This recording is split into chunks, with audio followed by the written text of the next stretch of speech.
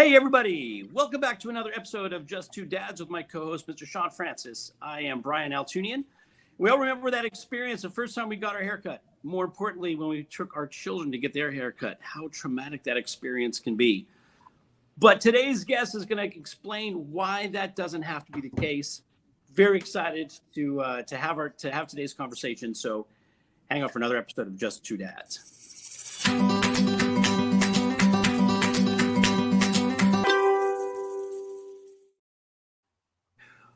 All right. Welcome back, everybody. I am Brian Altunian, along with my partner in Thrive, Mr. Sean Francis.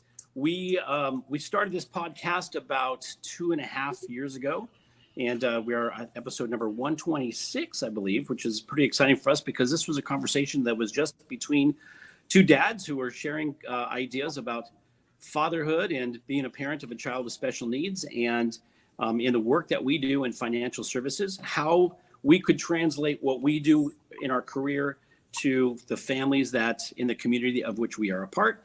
And that turned into a conversation and first of all, meeting a ton of people who are doing things for the special needs community and realizing that there's no such thing really as special needs. Everybody has the same needs. Some people just need a little bit more.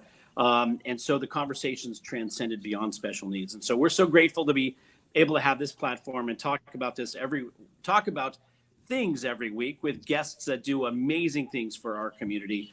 And so today's conversation is going to be great. Before we get into that, I want to thank a few people.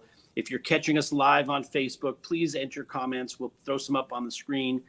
Share, observations, or if you have a question for our guest, make sure you put that in the chat. We'll try to get that up online. If you're catching us after the fact on our YouTube channel at Just Two Dads, welcome. Please subscribe and share with your friends and help them subscribe so we boost the numbers and get some more people to see these amazing stories and these amazing warriors that are doing such great things. If you're catching us on podcast outlets, wherever, thank you again. If you have an idea or a thought after listening to the conversation today, send us an email at wearejusttwodads@gmail.com. That's all one word, wearejusttwodads@gmail.com. Love to hear from everybody. The folks down listening at WSTX AM radio down in the U.S. Virgin Islands, that counts for you too. So please reach out to us. Thanks for having us and making us a part of your listening afternoon. Sean Hall, who is our producer in Hawaii, does all of our graphics, does all of our keeps us on track, keeps us in line. He's an amazing guy. So thank Sean Hall for his constant commitment to supporting our efforts. And finally, Billy Footwear, which was one of our guests and now is one of our show sponsors. Billy Footwear does amazing things. Go to billyfootwear.com, see the story about the founder. It's an absolutely amazing story. He's sold over 1 million pairs of shoes in his what turned out to be just a general idea, and they do adaptive footwear for children and for all family members who have a need to extra support for putting shoes on. We don't realize that some of those simple tasks require a little extra effort. So thank everybody for being a part of the Just Two Dads community. We are building the website. We've been promising it for over 2 years. It is coming. So be look for that. So you can see access to all of our past guests and what they're offering. So without any further ado, that was a very long intro, but wanted to make sure that we gave the shout out, proper acknowledgement. So without further ado, I'm going to throw it over to Sean Francis to talk and introduce our guest today. Amazing story, and just you guys are going to love. First of all, she's got great energy, and I can't wait to hear it. So before we jump into our guest today, by the way, she's just put up on the screen. Is going by Jelly. So you can tell what kind of conversation today is going to be. So Sean Francis, how you doing today, buddy? How goes it? I am great, thankful, and blessed. I got the link up there for Billy Footwear where you can get a 10% discount. Again, like Brian said, the story behind that company is amazing. Each of us is a story. And, there's a deep appreciation that you have as a special needs parent or caregiver for those that help our children or loved ones. It's kind of clear and obvious when someone has a family member that is in that situation, and as a result, they may choose to serve that community. But when you come across somebody who has kind of had it put upon them by, not to get deep, but a spiritual path, so to speak, something other than them becoming a parent or having a family member in that situation, that fascinates me twice as much. And, today I made a post just before we went on about accommodations. I struggle with my appreciation for the accommodations that we have for my son, who's 16, diagnosed with autism at the age of 3, versus feeling like we kind of want everybody else's, some of the struggles that people have every day. I don't want him to go through life thinking that he's going to have accommodations for everything, because if you don't strike a balance between preparing them for the things that life that won't go their way, because life is anything but fair, if you don't strike a balance between that and meeting the accommodations, who knows what takes place. But our guest today is probably someone that can relate to that in more ways than one, and that is none other than Angelica Robinson, who is based in Houston, Texas. Welcome to Just Two Dads. Thank you guys so much for having me.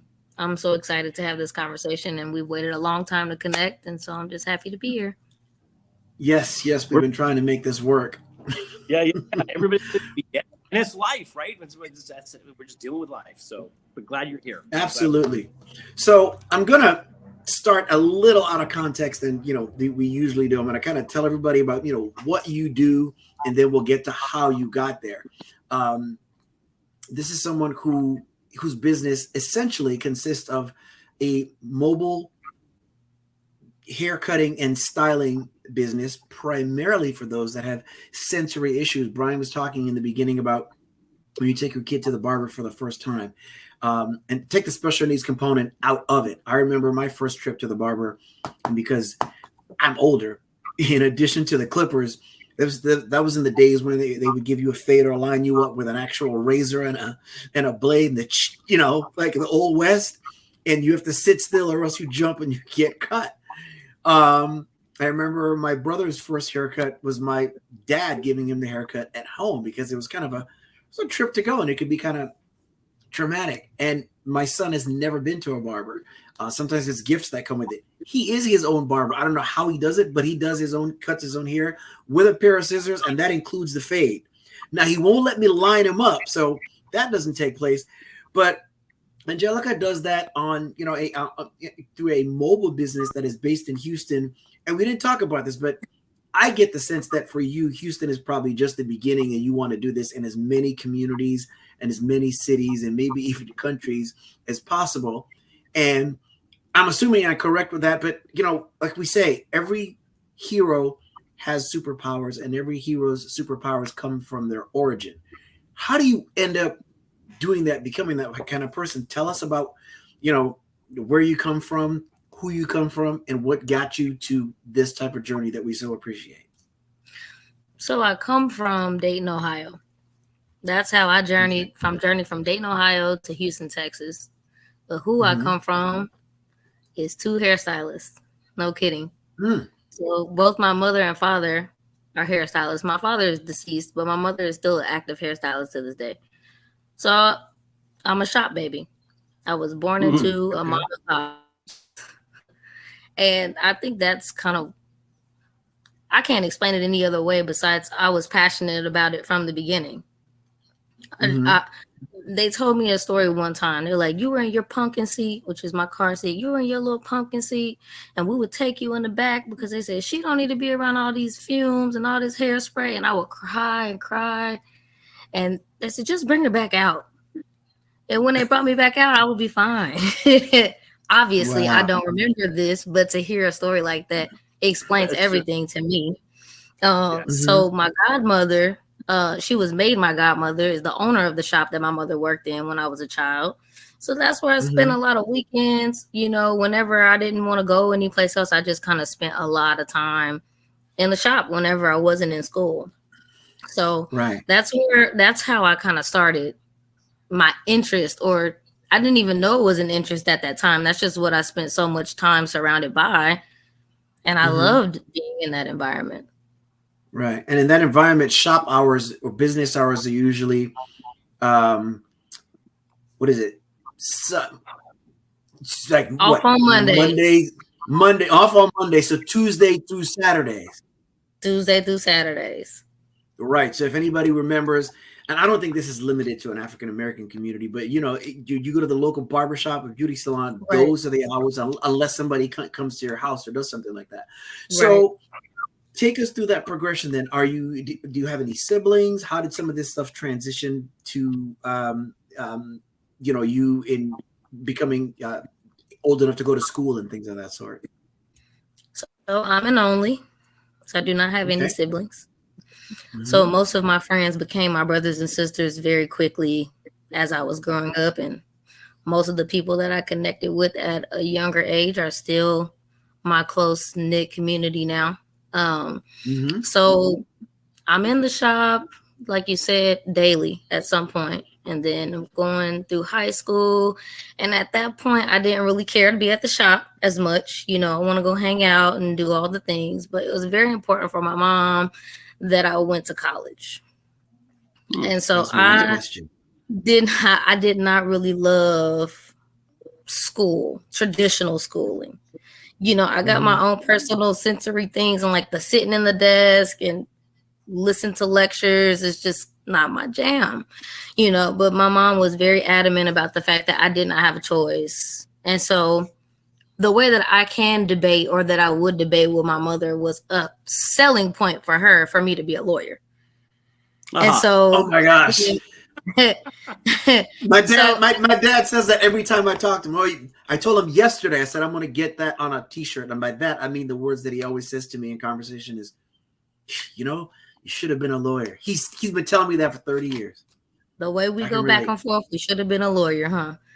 So Yes, that was a big conversation, you know, in our house. And so I went to college for liberal arts and political science. Mm-hmm. Okay. Just So- because that was just general interest to get through schooling, or did you have a That was it. specific I interest? just had to pick something and get through school, you know. There you So in high school, and I tell this story to many people, like in grade school even, and furthermore into high school, I was always the person that was getting that comb taken away. You know, like we weren't big on using the phones in school at that time, but it was like, Jelly, pass the comb up. You know, you can get it after class. It's like I'm taking down somebody's braids at the back of the class. And so I moved from high school to college. I went to a community college because I wasn't sold on a huge university at that time. Mind you, I didn't even really want to go. And so I went to Sinclair Community College in downtown Dayton. Mm-hmm. And so when I first started out, it was kind of like I was diligent about my classes at first. And then it went from that to I was leaving classes a little early to go do someone's hair. And then it was, okay, I'm not going to go to school today because I'm doing hair. Mm-hmm. And then I stumbled across this cosmetology school because I never knew where my mom, like the logistics behind the schooling, because my mom went to a career college. My parents did. And so, I mean, a career high school. So when they were in school, they were able to take a dual career class. So when she graduated from high school, she had a cos license. So I knew nothing about cos schools. So I stumbled across one. I didn't See mean to that. interrupt you, but I didn't even know that existed at the high school level. I Yeah. didn't even know that. I was gonna Yeah. say that we need that now. I agree. Yeah. I don't know if they have them in Texas, but they definitely have them in Dayton where you can do a dual career. And my aunt, she's a teacher, so she does graphic design. So some people graduate with college credits in graphic design at 18. Amazing. Wow, that's fantastic. No idea. Yeah. No idea. So that's how she did it. So I didn't know anything Yeah. about Oh, the school. One of our And so- listeners goes in New York City. They have that, so that's cool. Oh yeah, I had no they have it idea. in New York. Yeah, Well, we're gonna have to talk to some people so we can figure out how we can get these career schools, you know, circulating. Yeah, definitely, As much as definitely. there's this argument against, you know, higher education or the value of higher education, or more importantly, the cost of higher education. But people feel like, Right. like you said, that sometimes our parents, because we grew up in that generation, we want our kids to go to college because we just think that that's a path that they should go. And like Right. you said, some people just aren't suited to sit in a classroom and take in notes on a lecture. So having the option of doing that at the high school level, oh my gosh, how amazing is that? Let me Right. ask you this, Jelly. You were talking about like me personally, I've never had a diagnosis of any kind of delay or learning disability or anything like that, to the dismay of many.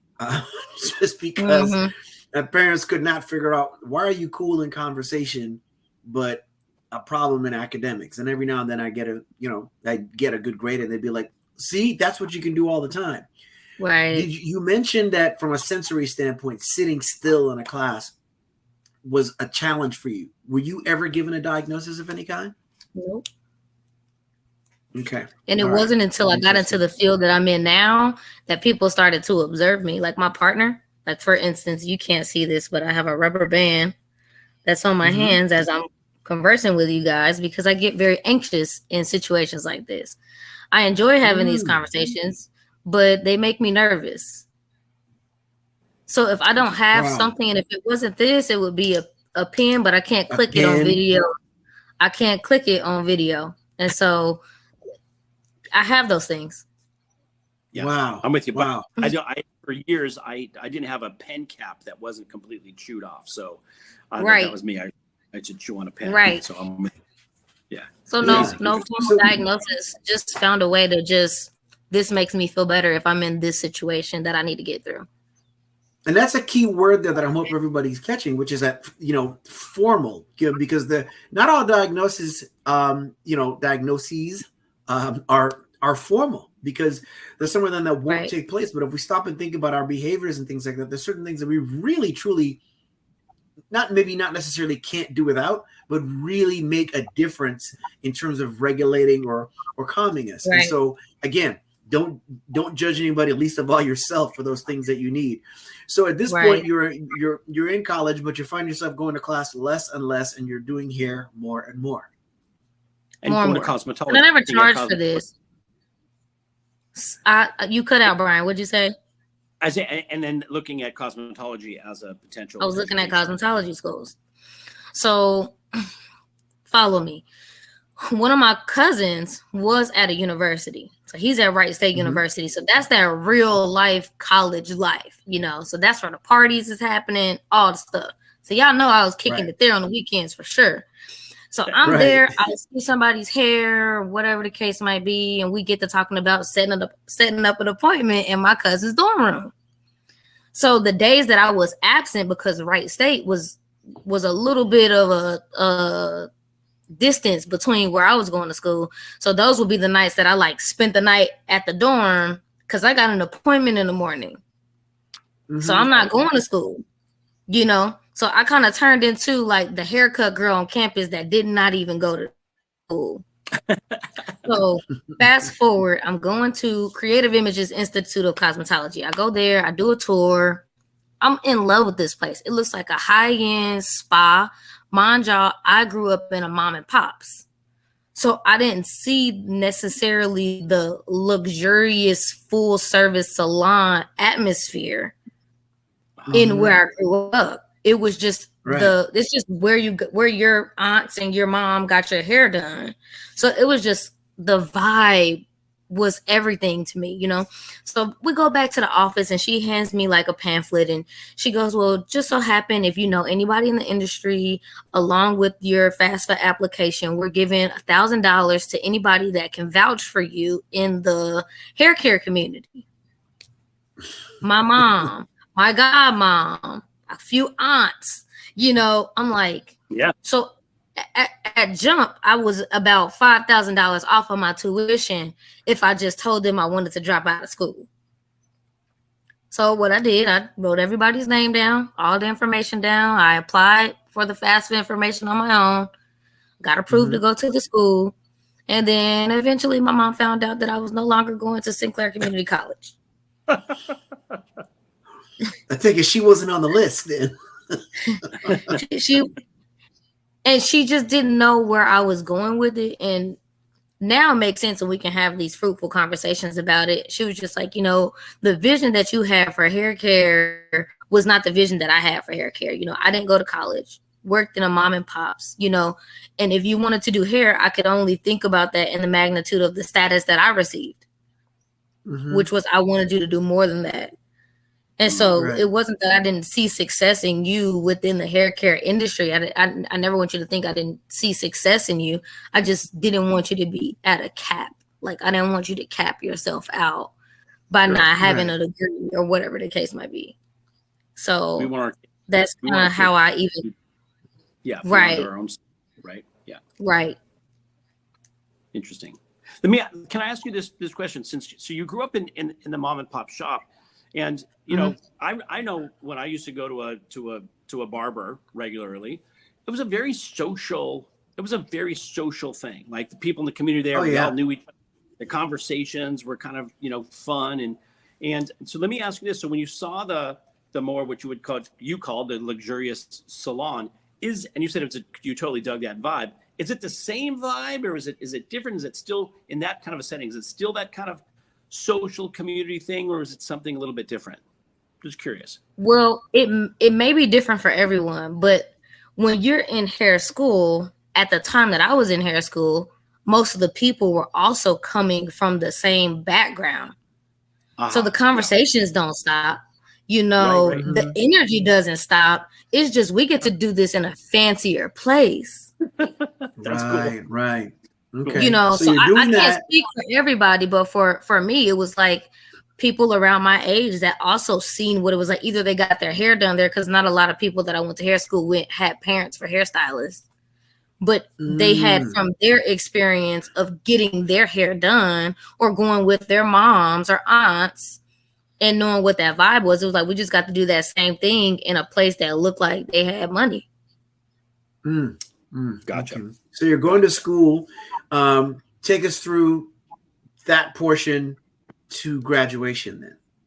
Yeah, and in that, Jelly, if you don't mind me asking, you made a comment that I would love to hear a little bit more about. You said that your mom said your vision for hair was not my vision for hair. So you have again, you said you would go to parties and you would look and you would have a conversation. You knew what you were looking for. So does your approach to how you're doing hair and how you look at that, is it different? And is that something that you kind of learned in school, or something that you honed in school, or how did that it's just something that I like.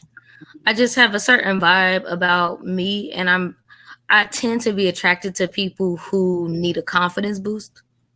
I tend to be attracted to that, and not in a fixer type of way, but in a very much so you are beautiful type of way. And I didn't know that you never heard it before. Wow. If that makes sense. Huge. So I didn't know. I could see someone and think they are drop dead gorgeous, male or female, and not knowing that they've never heard this before makes this person drawn to me so that I can help them in a way on the cosmetology side. At that time, that's pretty much how I made a basis of my entire clientele outside of the hair school portion. That's just how I drew the people in. I'm just going to say that's a superpower. That's a superpower. You're able to see something in somebody else just by the way they carry themselves, their hair, whatever, right? You have the ability to see this is somebody who needs a little boost. I think that's huge. And I normally never know it until after the fact. They're like, nobody's ever if it's a handsome guy that's like I'm a 40-year-old dude. You know, nobody told me I was beautiful since I was 20 years old.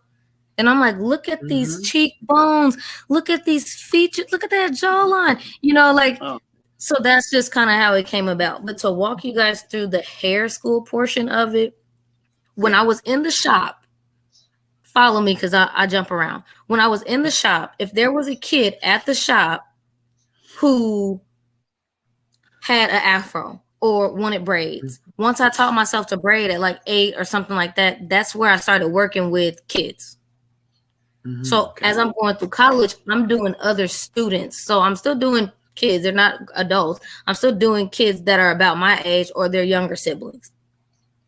So then fast forward, while I'm in hair school, you have 13 weeks of theory. So all of that is just educational before you can touch a client.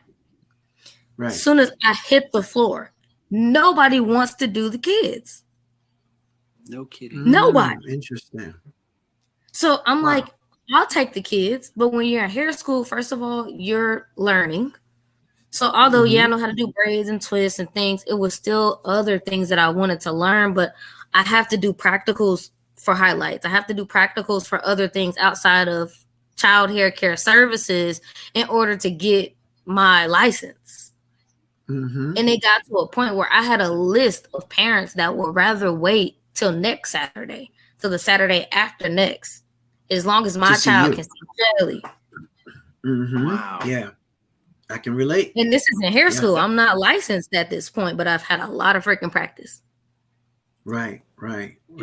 When you become home for other people, that happens. I would tell people whenever they give me good customer service, when I speak to them for the first time, I said, I'm going to apologize up front, but I haven't gotten this service speaking to anybody else. So when I come here, I'm sorry, I'm going to look for you, and I'm going to tell everybody that they need to look for you. They need more of you, more like you. Yeah, so that happens. Right. Yeah. I'm sorry, continue.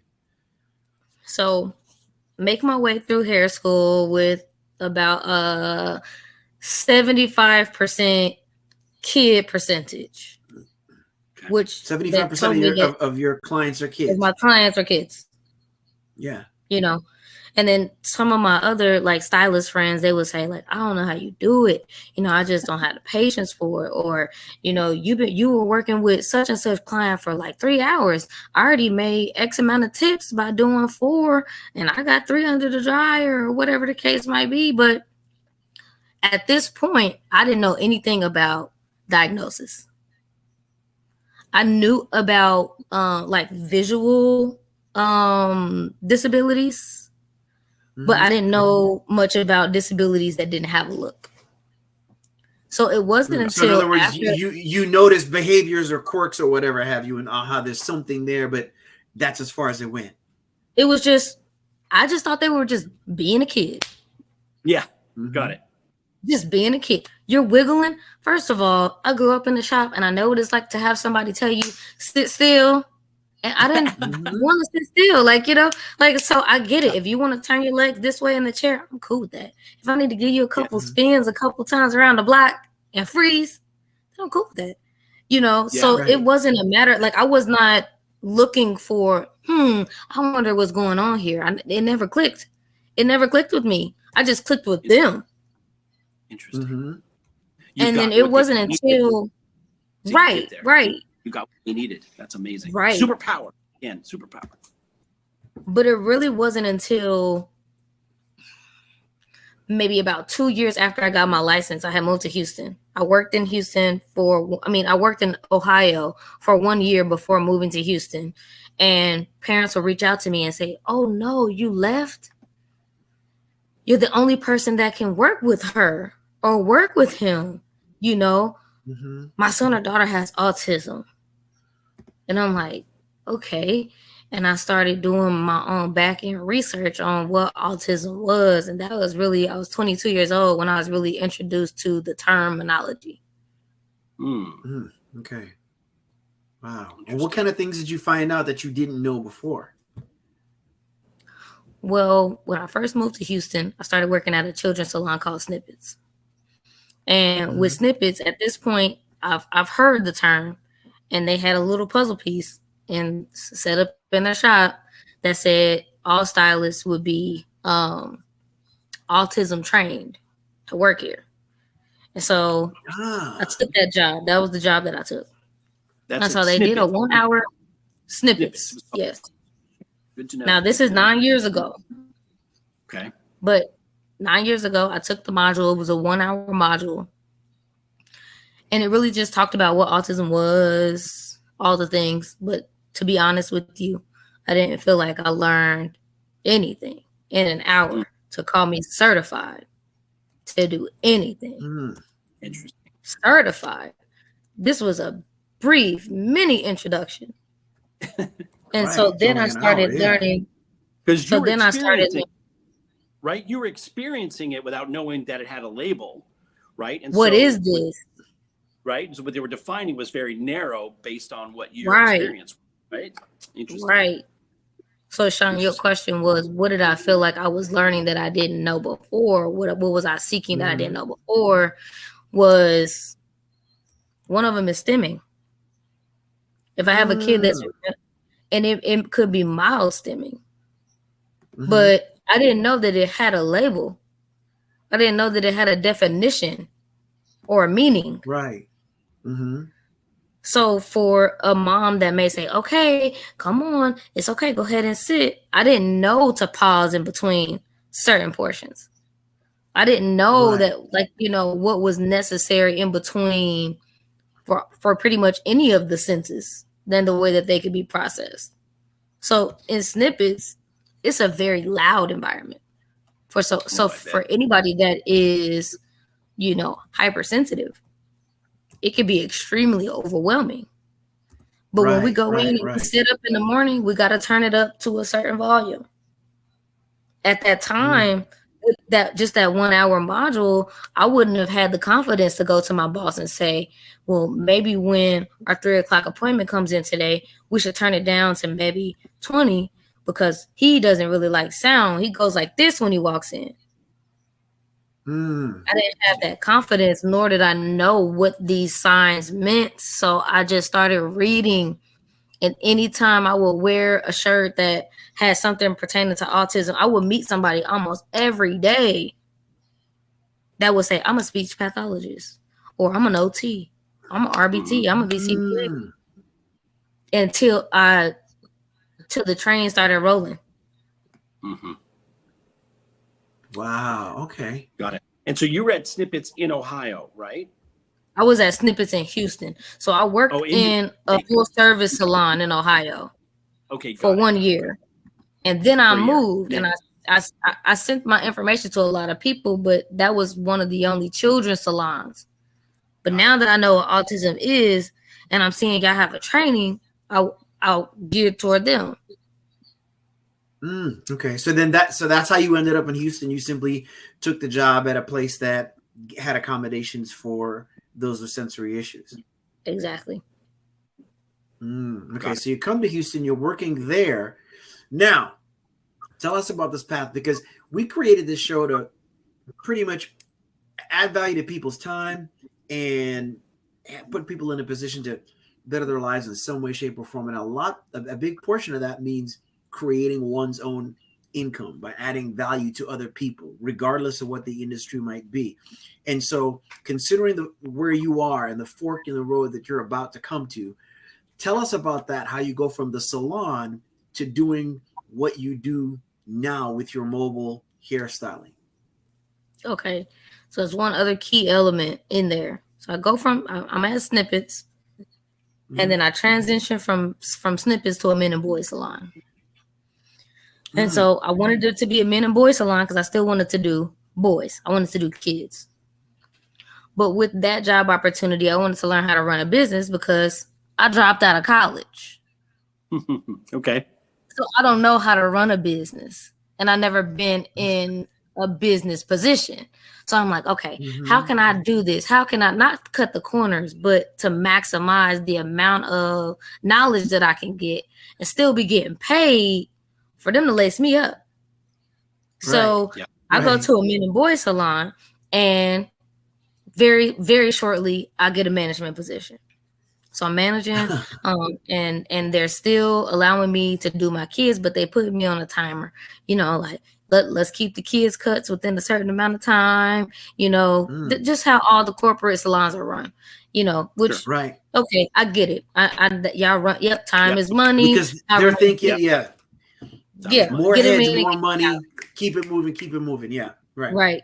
But to not even highlight more so of that experience, that's what happened in that time frame. I worked for the company for about 7 years, and then COVID hit. And so when COVID hit, that was the time where everything that I had written down in a little notebook, I had enough time to consolidate it. So it's like I had 4 or 5 notebooks. One was on the design of the business. One were on the salon concepts, and one were on sensory challenges and how all of these things will go together.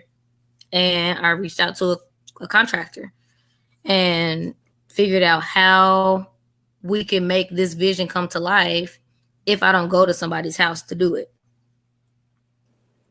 I did have an investor I had an amazing individual. I'm his hair cutter. He's like, listen, I talked to my wife about this, and you've talked to me about it many times. I met him at the Men and Boys Salon, and he fronted me the money for me to get a Ford Transit 350 HD. He fronted me the money for me to get all of my upfits and everything taken care of so that I could get on the road. And during COVID was the time that the contractors were constructing everything that I needed to get the business off the ground. So that's pretty much from snippets to Men and Boys Salon to I really need to be doing this full time. But there were a few families in between that really gave me that push. While I was working in the Men and Boys Salon, there were a couple of families, but one in particular that came in, and I noticed that the siblings would go from inside the salon to outside of the salon because they had another sibling that was in the car. And I always asked, well, why doesn't he come inside? And I said, oh, he got autism. There's too much going on in here. And I'm like, well, you want me to turn the TVs off? Because at this point, I don't have a manager that I have to talk to about this. I'm the manager. So you need me to turn the TVs off? You need me to turn the sound system off? So they ended up bringing him in. And he just took to me. And so the mom said, I wouldn't dare put him in a situation to get a haircut done here. But if you would be willing to come to the house, which this is fraternizing, and I'm not allowed to give my information to parents. Of course, I gave it to her, and I went to the house. Right, because they don't want to miss out on that revenue stream. Right. Although he's not getting a haircut here anyway, but you don't want to accommodate him to get a haircut here. And that's what happens when you put profits before people. Yeah. So I went to the house and I cut his hair, and she introduced me to my first ABA facility. Interesting. So now I'm still at the Men and Boys Salon. This is before the truck was done. I'm taking my 2 off days, Tuesdays and Thursdays, and I'm traveling to ABA facilities to handle anyone who has challenges with haircuts. And then that facility told another facility, hey, we got a haircut lady. She come in, and we're seeing a lot of progression when it comes to this. If y'all want her to come over there and start doing tolerance, I would call her. And so it just trickled from there where I could just be anywhere. And somebody like, are you the haircut lady? We really need help, get my kids, hair done. Then COVID happened. Everything shut down. Now I'm going hardcore on building the shop.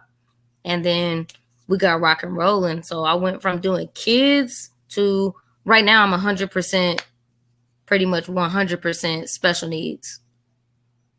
That's fantastic. And some of it really is incredible. And some of the accommodations that you do is like, it's not the traditional where kids sit in a chair and put the right. You do you approach this business differently, right? And before you answer that, I just want to encourage people. We put your Instagram for those that are actually viewing this and not hearing it after the fact. We got your Instagram handle on the screen. I want those of you to go take a look at it because her Instagram is the reason why she's here. I was just like, wait. That level of patience and kindness that's being shown to these kids. There's videos of you like on a trampoline with a kid. He's standing still long enough for you to use the clippers to cut his hair. And what you're doing, which we all should continue to do in life, generally speaking, is just daring to get into somebody else's shoes and somebody else's space. And there's just, I'm sorry, I got carried away with that. Yeah, that's why I wanted her to tell us. You're good. You're doing something. Tell us about that. People, so that's why I had asked the question. So because somehow you came up with like, what's the most effective way to take care of this child, right? Tell us about that. So I'm gonna talk about that kid in particular because I beat myself up for a couple weeks after this one. I've been with this family for, almost 2 years. And sometimes he has a hard time and sometimes he doesn't. And this particular family has 2 children that have an autism diagnosis. And then they have a younger son who doesn't seem to have any challenges that are noticeable challenges at this point. Baby, he's 2. And so maybe 6 months ago, we noticed that he was becoming more sensitive to the haircuts. And so I know he likes to jump on the trampoline. He likes to swim. Obviously, I can't do a haircut in the pool. So I was like, okay, well, maybe we can do his haircut first or last. Either let him jump around, play around, get him to come inside, do it inside. That happened on one occasion. We did it in the bathtub. Then another time, I go, and he's like sitting in a very particular spot, but he's eloping to the trampoline. So I'm like, he wants to jump. And I'm thinking that it's an avoidance. I think he's avoiding getting the haircut because he keeps going to the trampoline. And the very last time, the video that y'all seen, or at least that you seen, Sean, I was like, maybe he want me to do it in a trampoline. Maybe he want me to do it there. Yeah. Because he keeps telling me, he keeps showing me this is where I want to go. But I'm bringing him out of it. You know, I'm taking him off the trampoline. Yeah. So I asked his mom, I said, does he have a jump pattern? She was like, not that I know of. And so this is not my first haircut doing on the trampoline, but I do not recommend this. But she's not jumping and cutting hair. If anybody's getting any wow, it has to be a jump pattern. And what I mean by that is the kid, you have to have a connection with the kid enough to allow them to jump for a certain amount of time and then have a freeze point, whether that's 2 to 5 seconds. You can still get a haircut done within an average amount of time with the jumping pattern.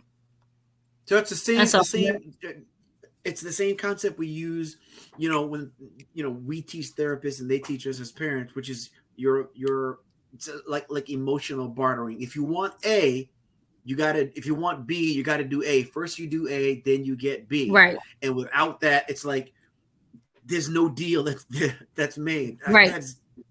Love that. Right. So I just kind of seen him jump 4 or 5 times. Then he will run clear to the other side of the trampoline and stop. I got my pattern right there. I was like, I figured it out. And so I just hopped in there with him. And that's what we did. We jumped 4 or 5 times. And there's a lot of times he would grab my hand and encourage me to jump with him. And we jumped 4 or 5 times, stop, go to the other side. 1, 2, 3, 4, 5. And then we just do it again. But the accommodations, like, you know, I don't have many rules. I tell parents, if you know me, I don't have a lot of rules. As long as we can do it safely and we can try to do it to alleviate as much trauma as possible, then that's where we're going to go with it. So, yeah, I do haircuts on the floor. I do haircuts in the bathtub. I do haircuts outside. I do haircuts at schools. So, you know, I do them wherever they really need me to be done. But, Brian, to answer your question, the goal is to acclimate these clients to the most comfortable version of the haircut process as possible. So if when I meet you, you don't want that cape, you don't have to have it because right now that's what's most uncomfortable to you. But if I see that you have such a huge aversion to that hair being on your skin and you're picking yourself apart, I need to be putting you on a tolerance program for you to tolerate this cape so that at the end of the day, you're okay with the haircut from start to finish without picking your skin apart. So there are a lot of things that I do tolerance-wise to acclimate the child, not to a level of normalcy, but to a level that is most comfortable for them. If you don't care about the hair being on you and you don't get itchy, you never have to wear a cape. You don't even have to wear clothes if you don't want to. Right. And sometimes you'll do it standing up, right? They don't even have to sit in a chair, theoretically. No, they don't have to sit in a chair. They don't have to do anything. They don't have to do anything. As long as we are in a space that is not deemed unsafe, I look out for a lot of corners. I kind of got like baby-proofing vision where when I go into a space, I'm like, we could do it here, but Dad's standing right there. Because if he thrashes to the right, he's going to hit his head. So there's just, you know, I have to baby-proof a space a lot of times whenever the kid wants a particular space. Yeah. But I don't have many rules. I do have some, but just to keep it safe and try to keep the trauma down as much as we can so we can move forward with the haircut journey. Beautiful. Yeah, I've seen you standing on the trampoline. I've seen you sitting on the floor. And, that one in particular, the video of you sitting on the floor cutting the boy's hair, that just really gets to me because, you know, it's funny. We have a friend of the show who has a son with a diagnosis, but she has a neurotypical son as well who's thriving in baseball. And she posted this picture of her with him. And there's it's a country song called "That's My Boy." I don't even know who the artist is, but in the line in the song says, "One day he'll grow up." And I think it's saying one day he'll grow up, he'll be strong and he won't need me or something like that. And that whole thing about one day my child will grow up, one day my child will be, what passes through your head as well is, will my child, when they become whatever they're going to become, who's going to be in their circle? And you can only hope that it's somebody like you. You can only hope that it's somebody who's going to let me meet you where you're at emotionally and then physically as well. And there's just so much to be said about that in our lives, period. And that's like, special needs is almost like, it's almost irrelevant at that point. We just need to step into other people's space. That's so fantastic. So how long has, what were you going to say, Brian? Go ahead. I was just going to say to the point, I think where you were going, Sean, is that, you know, you've now built a mobile studio, right? And you're now doing this. And are you doing this entirely on your own? Do you have people that are working with you and under you? How has this evolved, and where is this going? Exactly. I'm a one-girl gang. So I built Big Blue out. It'll be almost 2 years since Big Blue has been built. But last year I was in a pretty bad car accident. Somebody hit me going extremely fast and tore up pretty much all of the cosmetics in my vehicle. So I had to take a month and some change off to do some physical therapy. And as y'all can see, my job is very physically taxing. So I sustained a back injury and a hip injury, which made it very challenging for me to get back to work and make the same type of accommodations. It was physically caused more harm than anything else. But in that time, I built a curriculum. And the curriculum will be used to train other stylists and barbers to recognize and navigate hair cutting challenges and, you know, find their way through them the same way that I do, if not better, is the goal. And I didn't only build the curriculum for me to transition from being behind the chair or behind wherever I'm performing the service. I just know that with some of my physical things, that this will be the best thing for me, is to transition from being the stylist to the trainer. Right. Which is my next goal, biggest goal. So I haven't gone through publishing yet. So that's why I have not hired anybody, because I almost refuse to hire someone without being able to teach them everything I wish I knew before I started. Right. That I know now. So in other words, so for those from a business standpoint that are familiar with, best example, Robert Kiyosaki's The Cash Flow Quadrant, you have a business when you have a system in place and it runs whether you're present or not. If you don't, business kind of has you. You're in between, you know, at the foot of the bridge where you're getting ready to put that system in place that will end up running the business. And think about what that does. So from an income standpoint, it increases what you earn, but that is also because you're increasing value, because we get as close to as we can to you being in more than one place at once. Now, the big challenge is going to be the acceptance that, you know, we like to say that when that takes place, it's duplication. So that's what you talk about in a franchising environment and that kind of thing. But no, you're not going to be duplicated. You're going to get as close to it as you possibly can. Nobody's going to be quite like you. But anything that we can do in any way, shape, or form, whether we're promoting it, connecting you with anybody that gets you from point A to point B to the next level, that's something we'd be honored to be a part of and share and support in any way, shape, or form, because it's just amazing. For sure. If you know any publishers that would be willing to take on a curriculum. Well, when we get when we're done with this, we'll chat for a second. It's I have doing something very similar in a different field, and has found a very inexpensive and a speedy way to make that happen for you. So we'll talk about that. Okay, we'll talk about that. Yeah. Because I think I think, again, I'm always a big fan of leaving. If you've got something that's considered intellectual property, which you do, it's something unique and something unique to you. The key is to share it and, you know, be able to, it'll outlive you, if you will, you know, because it's something that you can leave a legacy. So we're getting, Jelly, first of all, fascinating. And again, as some people have commented here, you know, and we've commented, you're a superhero and you've got some superpowers that are really phenomenal. We could talk about this forever. We're going to be talking more. We're going to be talking about how we can help promote and support what you're doing.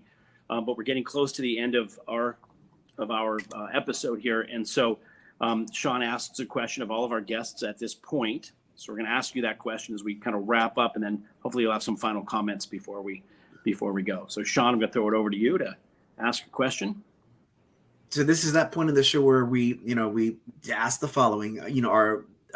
We're all about trying to make the world a better place, and our ability to change the world for the better is tied to our willingness or ability to change ourselves. So with that in mind, give us one example, just one, of a thought or belief that you once believed to be true that you no longer believe to be true. Yeah, I thought so long and hard about this response because y'all prefaced me with this. So when you are a kid and you have people in your life that like support you and they want you to make a great career of yourself, you are under the impression that you're going to choose that career for yourself. And I found that to be false. My career chose me. Atta girl, I love that. There you go. That's Love very that. much like one's religion. Few people have a religion of their own, and if they do, it's usually after they've experienced the religion that was put upon them, and not a bad thing, because when we have children, again, this goes back to a parent and that day of diagnosis, which Brian refers to as the never day, because this is the things that they tell you your child will never do. And it's a line of demarcation because you've gone from all these things you think this child is going to do, and all the things you want to introduce them to. You're hoping they're going to like the same things that you do and the person they become. And you're now being told that they're going to be somebody else. So adjusting to change and being willing to change is key to everything. Wow. What a time we've had today. Yeah, really amazing conversation. And Jelly, thank you for sharing yourself with us and with the audience. And the folks in Houston are lucky to have you there. And I'm hoping that folks everywhere are going to have a chance to have the Jelly impact, the Jelly Robinson impact on their. It's the jellification, Brian. It's the jellification. Jellification, even better. I love it. There you go. There you go. Well, that's fantastic. Well, as we wrap up, first of all, again, want to thank everybody. Sean Hall, thank you very much for keeping us on track. He was actually looking up who the country singer was on that song that Sean was referring to. He does that. He's our kind of our back office. I think he's our producer who kind of keeps us on track. So thank you, Sean. Thank you to Billy Footwear for your support. And Sean's put the link up on our chat where you can go and get a discount on Billy Footwear. For everybody who's catching us live, Johanny and others that have thank you very much for making your comments and contributing today. I think it's always good that we know that the audience and the community is interacting, and we're hoping that we continue to bring value to you. So thank you for your comments. And for those who are catching us after the fact on our YouTube channel, your comments we read as well. Again, catching us on podcast outlets or at WSTX AM radio, and you want to reach out to us, we are just two dads at gmail.com. That is our where you can find us. I want to thank you all for your participation today. And again, Jelly, thank you so much for the contribution. It was so incredible. Of course. You're amazing. Sorry, I cut you off there. No, I just said of course. Thank you. Good. Pleasure to have you here. And I don't know if you were fidgeting the whole time. We couldn't tell. I have my own sort of spinner that I play on my desk because I go through this. There you go. So we all have a little bit of that. I always end the show by saying, empathy and love is such an important thing, especially now, especially in our post-pandemic world, and even for our kids who are, dealing with some challenges that they didn't have before the pandemic, and a lot of conversation around mental health and helping folks get access to support their mental health. Empathy and love is so important because you don't know what another person is going through. So rather than be judgmental, have some empathy, know that they're going through something that you may not have any awareness of. So, be empathetic. And if you look at the world of lenses of love, the world's just a better place. So with that, I'm going to throw it to Sean to close us out. And I'm going to say again, one more time, Jelly, thank you so much for everything that you do. It's really so inspiring. Thank you. Of course. I'm giving thanks in general to that which is greater than us, no matter what you call he, him, her, or it, because to have this platform to be able to connect with people like yourself, Jelly, that are just adding value to those that so often seem and feel unheard. The gratitude is immeasurable. Number one, thank you, and thank you for being here today. And again, everything is about realizing that everybody has the same needs. We might have some accommodations, but everybody has the same needs. Everybody needs to be seen, wants to be heard, wants to be loved, wants to know that they matter. And questions are a lot more powerful than statements. It's okay to wonder why somebody does something a certain way, but ask those questions. We benefit more being more childlike and far less childish. When we get here, we're as close to perfection as we will ever be, and what we need to do is make it our goal to try and stay in that place as long as we possibly can and keep each other there. And so, to any and everyone within the sound of my voice, we thank you so very much. If you're watching this, we love you, whether it's now or live. And we also have, before I go, the registration for our men's group is open now as well. I'm going to put that in the chat on the screen if you give me just 1 second here. And as of right now, we don't have a date set. We're looking at towards the end of March, but this is for for anyone that is a parent or caregiver to someone with special needs. Make sure that you share it. Feel free to register, and again, subscribe, like, and share the YouTube channel and everything as well, because we want to make sure that we add value to as many people as humanly possible. Again, if you're with us, we love you. Throw it up on the screen really fast. There it is. Well, it's a lot. Click on the link on our chat, on our story notes. Thank you all again. And we'll see you next week, another episode of Just Two Dads. Thanks again, Jelly.